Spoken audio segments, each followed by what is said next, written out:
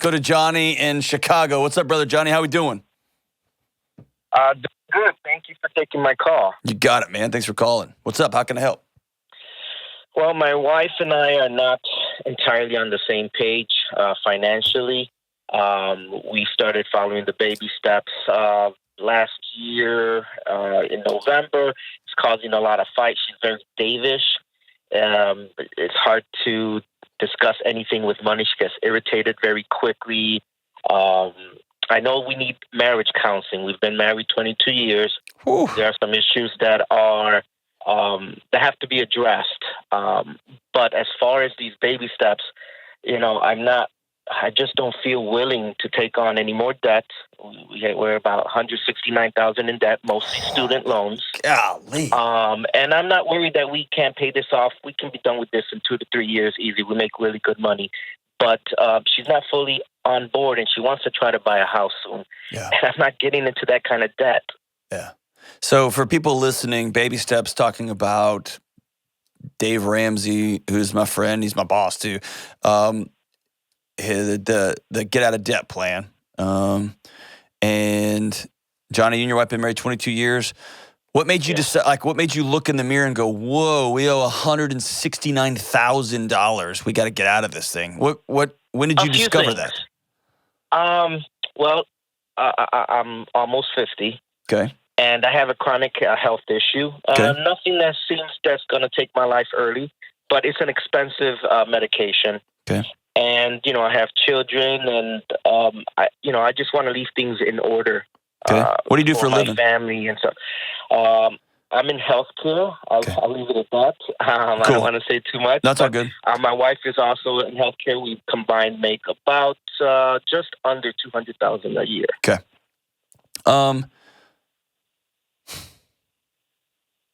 This has nothing to do with money. You know that? Yes, I do. Okay. I do. Yeah. The main thing I wanted to ask is, I know we need a marriage counselor, but my question is, if most people are normal, a marriage counselor might be normal too. Right. And I don't want him pacifying some of the things we're trying to accomplish financially. Yeah, it's not about money, dude. Yeah. There's a power problem in your marriage. Mm-hmm. There's a strength, a lack of connection. There's a lack of common purpose. Y'all are at war, and money is the battleground right now. But a counselor shouldn't care what your goals are. They should care that you know what your goals are, and I'm going to help you connect with one another as you all achieve these goals, whatever they happen to be. And your wife, there's a lack of vision here. You have different fears than she does. And often I hear, and I don't want to overgender this, but often I hear men try to solve a problem. Like, here's a debt problem. We need to have a plan to get out of that problem. And you need to, whoever you is, kids, spouse, whoever, you need to follow this plan. And I got somebody else on the other side of that thing saying, I want to be safe. I am scared of you. I'm tired of you walking in and telling me how I'm going to do my life because I'm smart too. And I'll end up putting my heels in the ground over this issue because it's not about the money. It's about, I'm sick of you just dragging us around with whatever new plan, new idea, new whatever. I may be way out to lunch here, man, but this has nothing to do with money. This has to do with common shared vision. I agree. You said you want to leave your family with things in order, that you have a chronic health issue that's expensive, and so you feel this pressure to set up your family. So far, you've told me your wife, she just wants a home. So y'all got two competing things here. You want safety, and for you, safety looks like X, and she wants safety, and safety looks like Y. And what you got to do here, brother, is stop flexing and stop being like, this is the way it's got to be, and more say, like, what are we going to, you're 50, almost 50? Yeah. Like, what's it going to look like when we're 60? And let's reverse engineer that back. And you telling her, we got to get out of debt. This debt scares me. That I'm going to leave you, I'm going to die, and I'm going to leave you with this, and I can't be a part of that. Yeah, John, the difficulty I have is I'm a very I'm the type of person that I like to talk. Yep. I like to get into details. Yep. I'm always inviting her to have these conversations, these deep conversations, because that's just my personality. That's right. Okay. I never tell her what to do at all. I say, let's get together and talk about it. Let's unwrap this. But this is just my own opinion here. I believe she has very low emotional IQ, and she has anger issues. So if I even broach any topic of anything to try to better either our relationships, money, whatever it is, she gets very defensive and very upset. And if I don't let it go after a minute or two, she'll resort to name calling, things of this nature. Okay, that's fair. That's fair. So it's very hard to even to bring up. Like the last few days, I've been struggling, thinking, how am I going to suggest we go see a marriage counselor? She's going to say nothing's wrong, or you're the problem, or So I even have a problem with that. So you got to control what you can control. You're the only you go see a counselor. Mm-hmm. And if I'm you, here's exactly what I would say to my wife. I would say, I have, for some reason, I have created a world where you don't feel safe having a deep conversation with me. Mm-hmm. I have not created a world where my wife feels safe planning for the future together. And I am not able to fully articulate how terrified and scared I am of all this debt. Mm-hmm. And I'm going to go see a counselor so I can learn some new language. Because I'm not doing a good job communicating how much I love you and how terrified I am for our future and the future of our kids.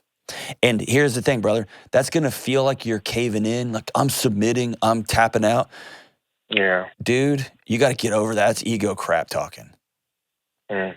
And otherwise, you're going to try to force what's the right thing to say to her? You've already answered that question. There's nothing you can say to her. You already know what's going to happen. And so you can make yourself stone crazy, both psychologically and biochemically. You're gonna. I feel that. Yeah, your blood pressure going to go up. You're going to have just adrenaline and cortisol pulsing through your veins all day, every day. Your brain's going to be anxious and anxious and anxious until it finally shuts off, and you're going to go into a season of depressing, and then you're going to go back up to anxiety over and over again. You can do all that, or you can make peace with, I know what she's going to say, period. Mm-hmm. Now what? Mm-hmm. Now what do I do? Okay. Now I'm going to take care of me. And I'm going to make sure that when I'm ready to have this hard conversation, I'm going to be all in. Okay. And it is fair to say we're not taking on any more debt right now.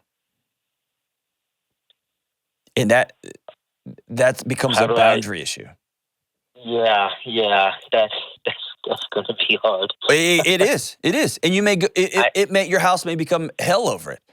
But at some point you got to say. She already drew the line in the sand. She said if come next year we don't get a house, that she would leave and buy a house on her own. Okay, so do you listen? This has nothing to do with money. Yeah. And how long have y'all been married? 22 years together, 25. I'm telling you, there's something else here big. Yeah. And my guess is she has told you over and over for year after year after year of a thing she wants, of a thing she's interested in, and she finally says enough's enough. And here's the deal, man. You got to lean up. She just put a boundary down. Yeah. And either she's bluffing, and you're going to call that bluff. Because what I heard her say is, I'm leaving you. Yeah. We had a house, but because of my health issue, I had to change careers. Yep. Make adjustments for it.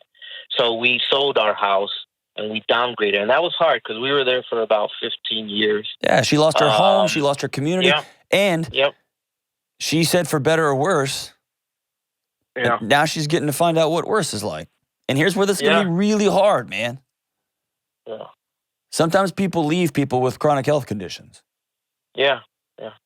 Is that happening to you? No, I don't. The health issue isn't such that she would leave over that. No. It's not. It may not be the health issue, but it's the peripheral life that we all lead now. We can't go on this vacation because I got to have this medication, or I got to sleep this much, or we got to sell this house and live in an apartment. And it may be that I don't want that life. Yeah, we've been renting for about 3 years, and she knew that it was going to just be for about 5 years until our son finished high school, and we would just slowly save. But then in that process, I discovered Dave. Yep. I learned the faster way to get at that. Yep. So I try to invite her into it, try to share with her. I don't make her do it. I say, we got to do this together. Yep. And so she's willing to only do so much. So I want you to not just focus on doing this plan together. Yeah. I want y'all to focus on doing the rest of your life together. And what is our new reality? Who are we going to be when our son goes to college? Is living in Chicago our place for the rest of our lives? Could we go do health care in another city that's got a better cost of living, that the pace is different, that we can get a house sooner, or here's a path to a home. If we work like crazy and work overtime like bonkers, we can be out of debt in 18 months. And then we got one more year of saving, and then we're going to go buy a house. But here's the path to where we want to go, and here's the right, smart way to do it. And by the way, buying a house right now while we're $170,000 in debt in the most bonkers housing market of our lifetimes is clinically insane. Clinically insane. Don't do it. But hear me say, brother, it's not about the plan. This isn't about money. This is about a wife that says, had enough of you for whatever reason. I've about had enough of this interaction. And I'm drawing a big line right here. And you can only control you. So I want you to tell her, dude, I'm sorry. For some reason, I haven't made you safe. I haven't made you feel safe. I haven't made you feel loved. I haven't made you feel heard. I'm going to go see a counselor. I would love it if you join me.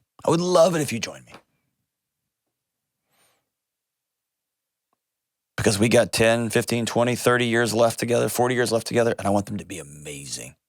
And something I'm bringing to the table isn't working. And she says, forget you, nothing wrong. Great, cool, awesome.